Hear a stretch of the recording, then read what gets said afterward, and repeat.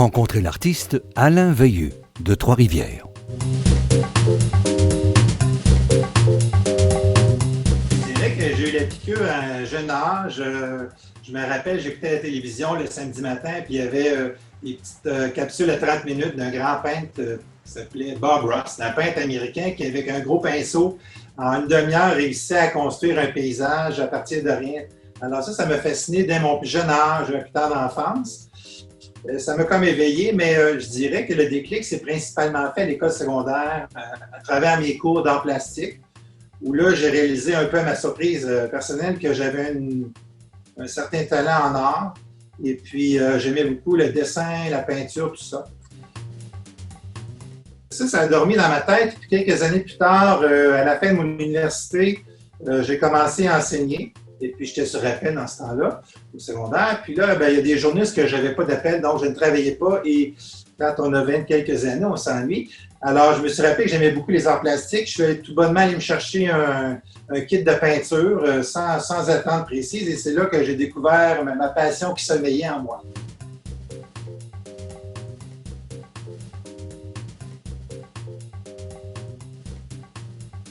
Mais c'est certain que le style, ça se définit par plusieurs choses, par nos champs d'intérêt, par notre personnalité, par les influences aussi à lesquelles on est entouré.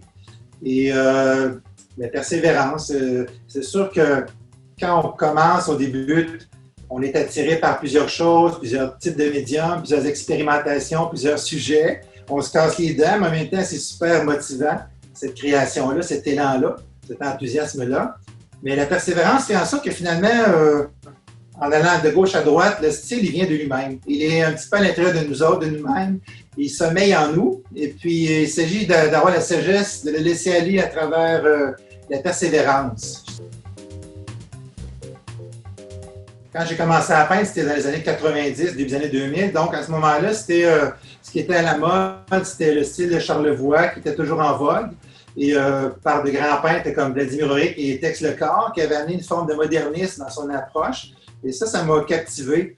Bon, bien sûr, au début, c'est les impressionnistes qui m'ont fait découvrir un peu l'art. Mais je me suis rendu compte, après quelques mois, quelques années, qu'il se faisait de très belles choses ici au Québec. On n'avait rien envié aux Européens.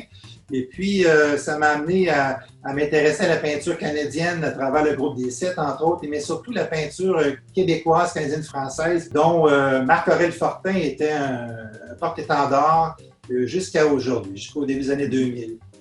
C'est sûr qu'avec l'expérience, le fil conducteur de mon style va évoluer à travers les couleurs, les compositions. En tant qu'artiste, on a le fil conducteur, mais on ne peut pas être insensible aussi aux tendances qui viennent à tous les 5-6 ans en art, principalement en peinture. Je dirais que mon style est à la fois traditionnel et contemporain dans son traitement, son sujet. C'est un mélange des deux et ça, pour moi, c'est bien important.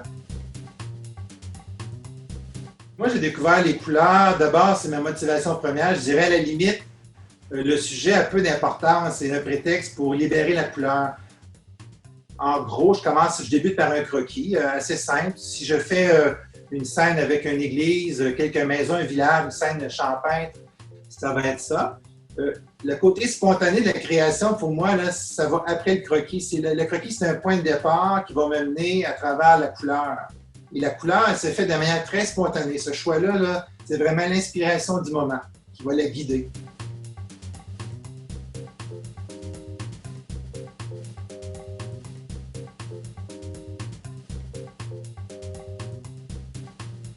La plus belle récompense pour moi en tant qu'artiste, oui, il y a toujours le côté monétaire parce que ça me permet d'acheter du matériel qui est quand même assez onéreux quand on en fait plusieurs fois par semaine.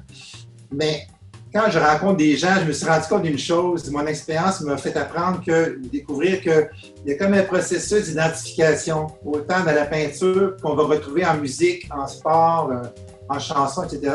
C'est-à-dire que les gens qui vont être spontanément intéressés par un travail, une œuvre, un artiste, il va se faire consciemment ou inconsciemment un processus d'association, d'identification. Donc, si moi, je fais des personnages avec des maisons colorées aux allures enfantins, joyeux, ludiques, tout ça, les gens qui vont venir me voir, ils veulent acheter ce plaisir-là, ce bonheur-là qu'ils vont partager et mettre sur leur mur. Et pour moi, ça vaut au-delà de l'argent. C'est la plus belle des récompenses. De partager finalement le plaisir de la création et le transmettre aux gens dans leur maison. C'est la plus belle des récompenses.